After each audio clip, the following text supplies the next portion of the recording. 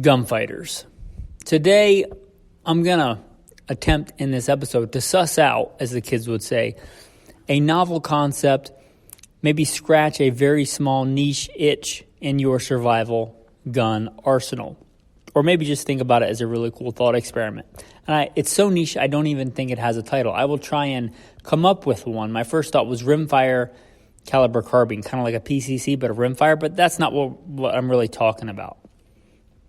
I guess it would be a braced pistol rimfire carbine, P.B.R.C.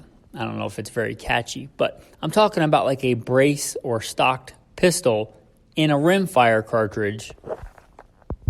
Very small, light, handy survival weapon. That's what we're going to talk about today on Gunfighter Life. Welcome to the podcast where we talk about guns, gunfighting, tactics, survival, ballistics, tactical environments, hunting, the right way with God Almighty at the center, biblical, Judeo-Christian values, and real-world firsthand experience. I am blessed to serve you as host.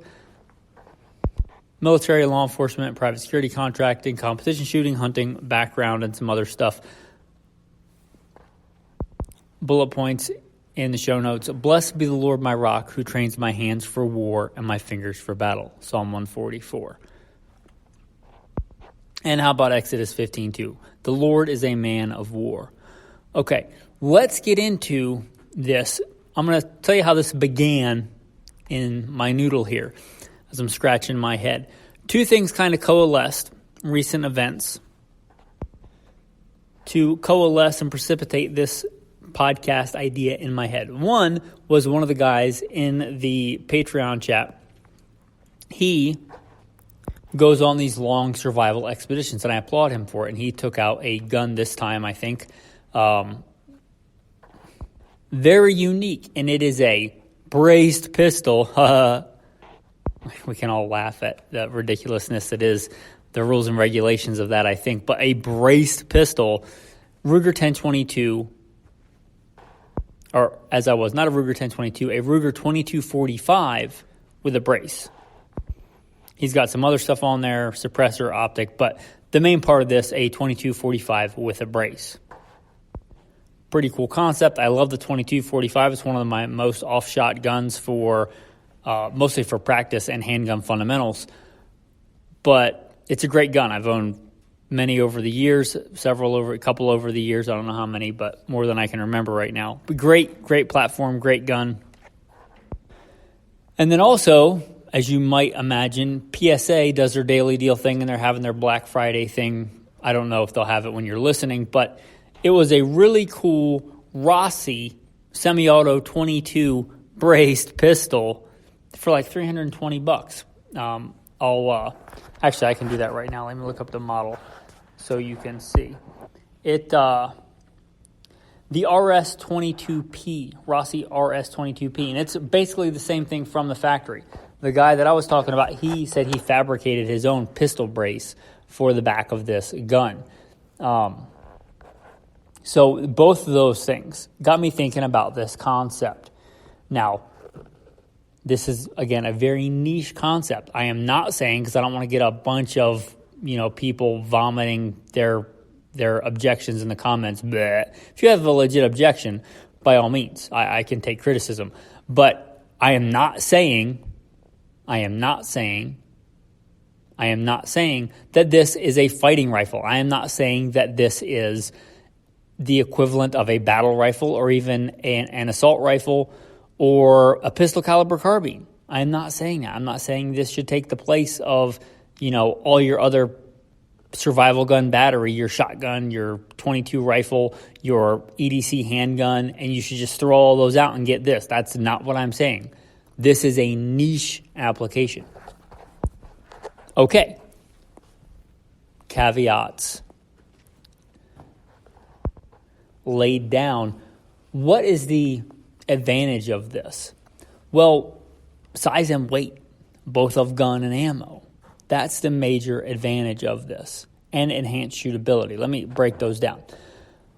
Many of us live in urban, suburban environments.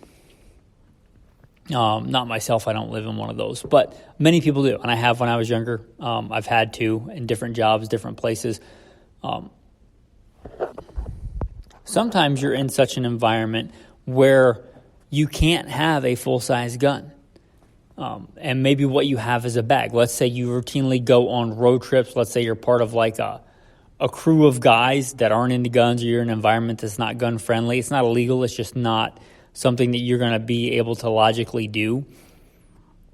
You could have one of these setups in something like a gym bag with a false bottom that, you have a false bottom in like a duffel bag gym bag, and you throw your shoes and your dirty gym clothes on top of it, and whatever other stuff in there, your protein shaker in there. And inside the bottom of this, you have one of these folded up or disassembled or even fully assembled, because they're so small, with several hundred rounds of ammunition. Well, that's certainly better than nothing. That's something. Also, if you generally can't have visible guns or long guns around, but you can have a backpack, this would be a legit backpack gun.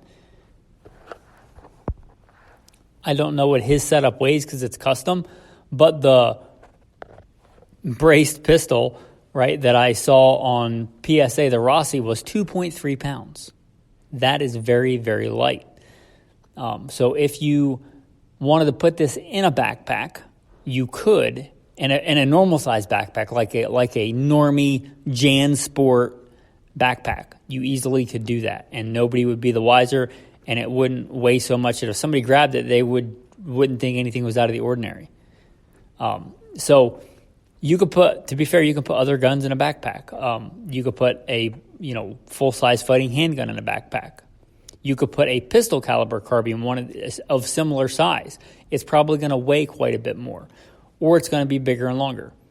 The ammo is certainly going to be heavier, though. Like, you could conceivably put one of these in a bag with 500 rounds of ammo, and it's still pretty light and handy and carryable.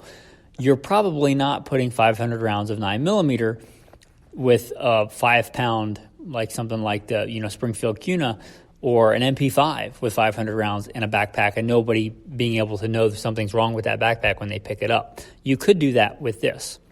Also, even if it's just you, if your primary thing is you're going to cover a lot of ground on foot, and you want something with a little bit more firepower, and you want to just save weight, this is not the only option, but it would be a good option. Okay, so you could do all that with a .22 handgun. Here's the thing. I don't say this to brag. I say this because it's germane to the topic. I am blessed. God has blessed me to win many handgun competitions, more than I can remember, in a bunch of different disciplines. I am a state pistol champion a few times over. I know my way around a handgun. I make my living with a handgun on my hip. I'm blessed to be a very good handgun shooter. And I just say that circumspectly by any pretty much objective standard. I also like to handgun hunt. I've taken small game, squirrel, rabbit, beaver. I've taken more deer with a handgun than I can actually remember. A lot. I'm not saying that to brag. I say that to say that I do that because it's a challenge. I do that because I like the challenge of it. I like the limitation of it. The same reason I like archery hunting, or the same reason that I do other things that are challenging. It's harder. It is a major limitation.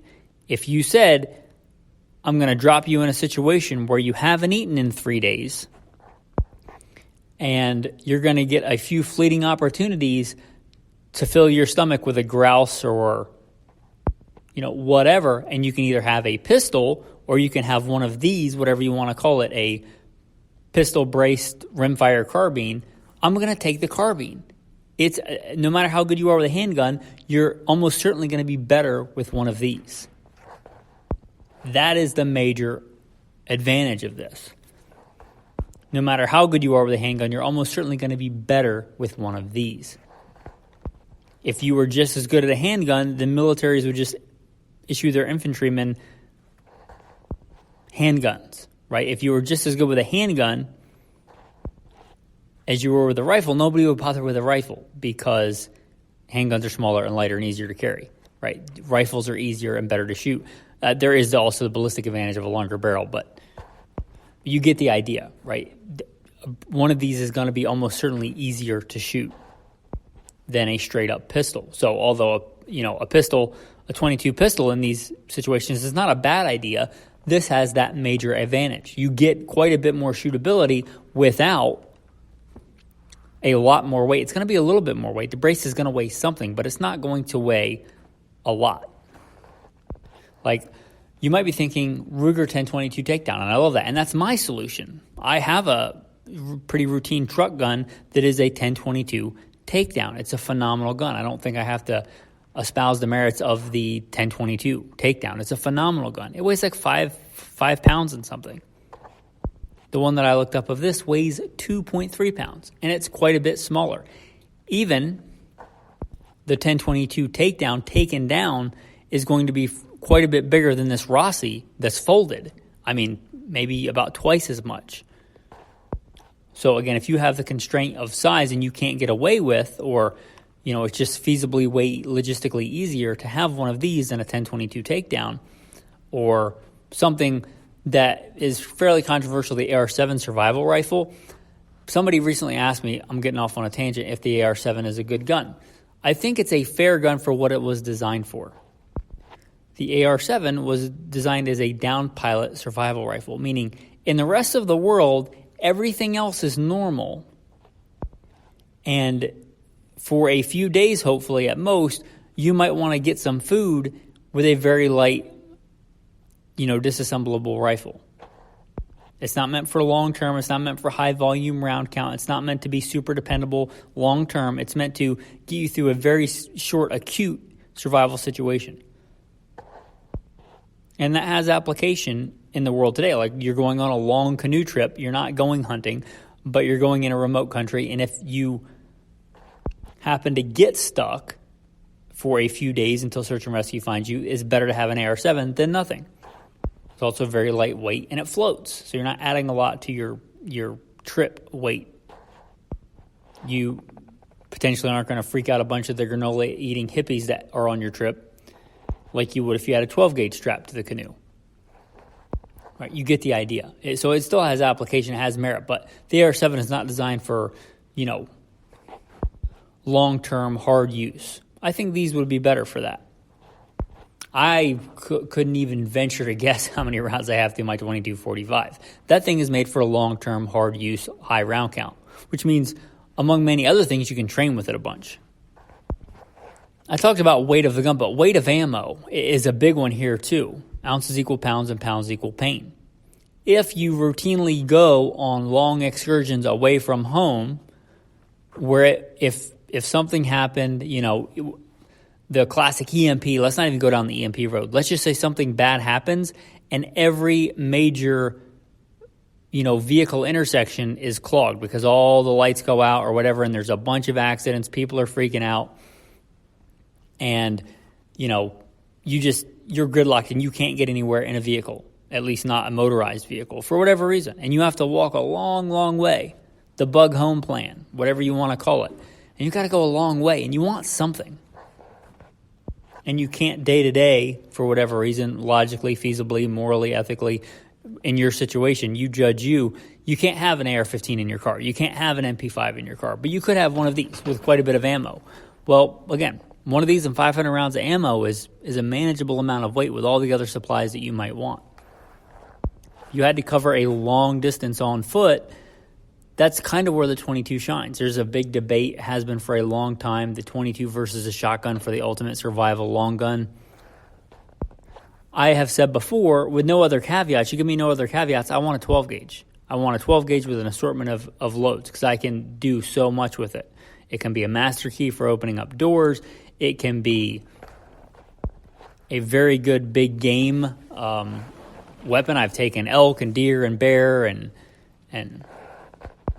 all manner of things with a shotgun.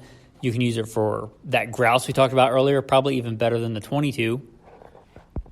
If it's especially, because you could get a wing shot. Anyway, the shotgun, I think, and I've talked about before, is the ultimate, most versatile survival gun. So if you give me no caveats, I'm picking the shotgun. But this is a caveat. if you said I got to cover 200 miles on foot,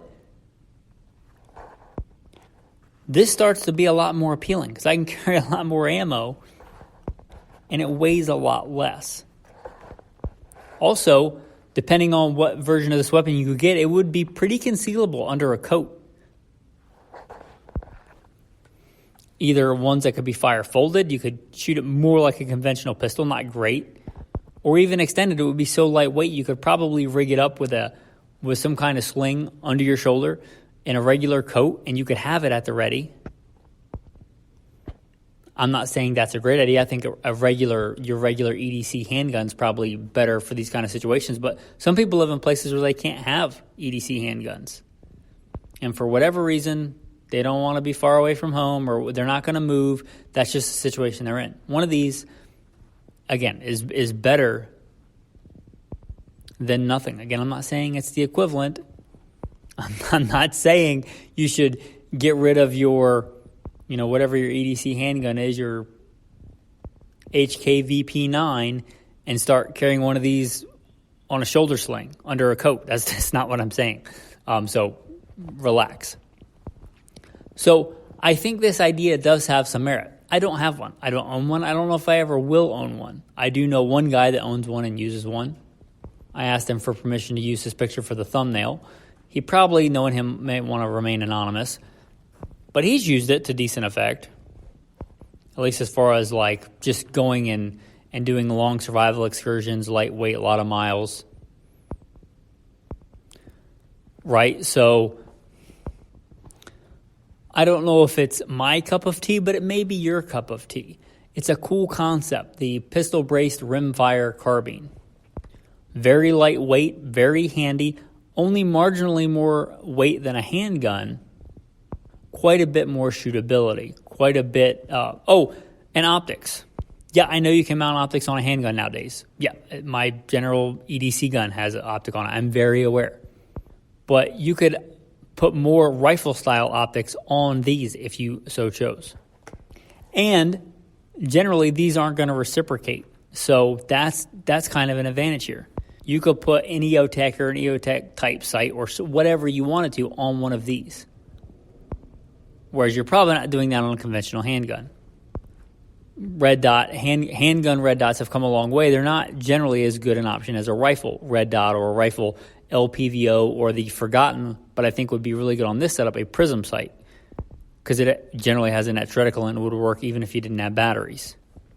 And it still gives generous eye relief for if you're doing weird, awkward positions, urban prone, crouching. So optics opens up some doors here with one of these that you wouldn't generally get. Generally on a handgun, you're limited to handgun optics. And although those have come a long way, they're not rifle optics. Okay, so I mentioned a couple of options. There may be more that I'm not aware of. But the Rossi 22 Rimfire braced carbine, whatever you want to call it, there's the option to modify. I don't think anybody makes this. The guy that I know said he fabricated it, but a Ruger 2245 with a pistol brace. A long time ago, the Browning Buckmark, which is like the Browning rival to the 2245 or the Ruger Mark series, Mark 1, 2, 3, 4. The Browning Buckmark handguns are also very good and very proven. Very kind of similar design where you don't have a reciprocating slab, but you have more of a bolt type design or a very small rear part of the slide.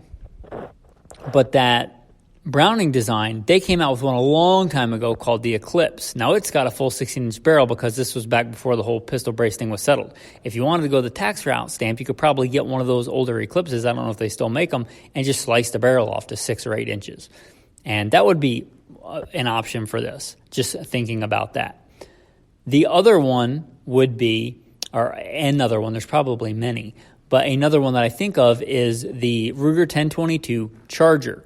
They made a Charger. I think they also made a Charger Takedown. Again, this is not my cup of tea, but they made a Charger Takedown. Now, you might think, why wouldn't you get the 2245? Well, you may want to. It's at least the 2245 Lite is almost certainly going to be lighter than this. But the Ruger 1022 platform is arguably the most ubiquitous, most reliable, hard-use 22, period, end of sentence, like in existence. You could get a lot more, robust magazines. It's a pretty rugged, straight blowback system. It's a rifle cut down instead of a pistol made larger. That has its own benefits. Although it is going to weigh slightly more, you might have a smaller overall package, I'm not sure, with the Charger takedown. And again, it's essentially a Ruger 10/22. So, who doesn't love a Ruger 10/22? And then you got easy access to a bunch of different size magazines, your standard 10-round rotary magazines, your 15, 25s, even larger. A lot of accessories for the Ruger 10/22. Not that there aren't for the 22/45, or the Ruger Mark series. There are a lot of accessories for that too, but not nearly as many as for the Ruger 10/22. So a pretty cool concept. Oh, and another big advantage, cost. Right? If you're like, I'm going to get, and I'm not saying this is a bad idea, I'm going to get an MP5, love the MP5, right? You can't get one in full auto, but I'm going to get the MP5 and I'm going to do all this and make a vehicle bag kit. Cool. That's going to cost you several grand. Or not the MP5, it's like the SP5, the not full auto version of that gun, which is less cool, but still cool. You could certainly do that, and you might want to go that route, but it's going to cost you significantly more than the $300 and something I saw on sale at the PSA for this firearm. For one of these, and you could spend quite a lot on this if you wanted to, but any of these options are going to be significantly cheaper than something like a MP5. If it's your go-to survival gun, now I'm not saying you should go cheap on it, but what I'm saying is some people don't have that kind of scratch, and they have other stuff they need to get for their survival needs. And until they have all the money to have all the other stuff that they need, legit trauma first aid kit, vehicle recovery kit, there's all kinds of other stuff. Food, obviously, water, antibiotics. There's a lot more to survival than just guns. Until they get that, having one of these and the other stuff is better than having a really cool gun and none of the other stuff, if you look at it logically from a survival standpoint. So I think there is a place for these. Again, maybe your cup of tea, maybe not. If so, drink it. If not, spew it out of your mouth. But I thought it was a cool idea to kind of, again, as the kids would say, try and suss out here on this episode. I hope you enjoyed it, kind of a thought experiment. It's kind of a niche idea. It's just coming to me. But if you have experience with a platform like this, if you thought, I've been doing this for years, I'd love to hear from you. Let me know. Anyway, with that, guys, I appreciate you. I appreciate all that you do. Your tactical verse of the day. You will chase your enemies, and they will fall before you by the sword. 5 of you will chase 100, and 100 of you will chase 10,000. And your enemies will fall before you by the sword. Thanks for listening, and have a blessed day.